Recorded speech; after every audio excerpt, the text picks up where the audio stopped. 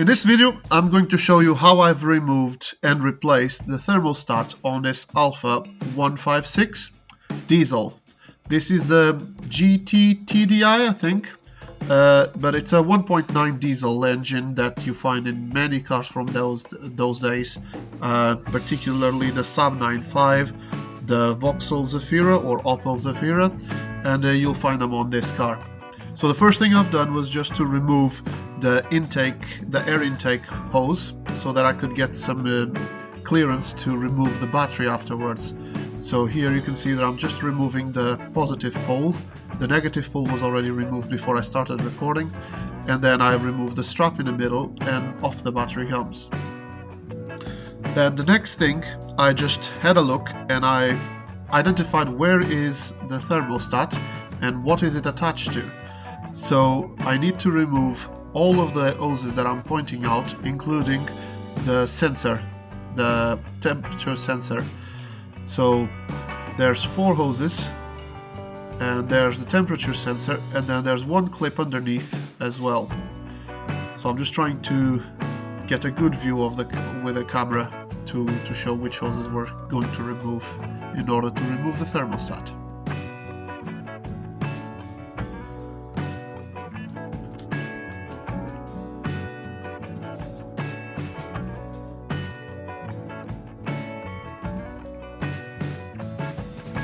So before I start, I had to remove all of the water from the system. So on the front right side of the car, you have the hose that connects to the bottom of the radiator. So just to undo the hose clamp, as you can see, and then pull the hose out. And once the car is empty of water, I just put the hose back in and clamped it. We can do this straight away because, well, we're going to fill it up with water after changing the thermostat, so we don't need to raise the car again, and we can do everything on the floor if we want to.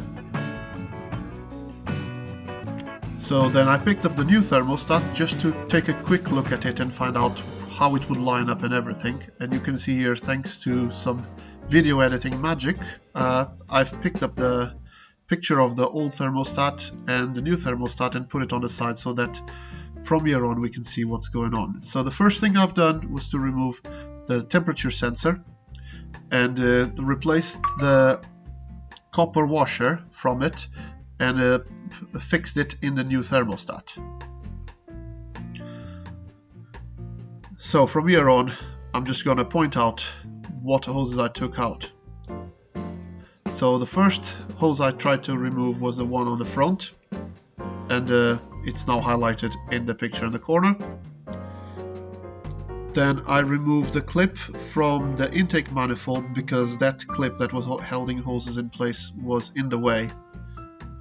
And then I started removing the other clip that is on the thermostat and transferred that clip to the new thermostat.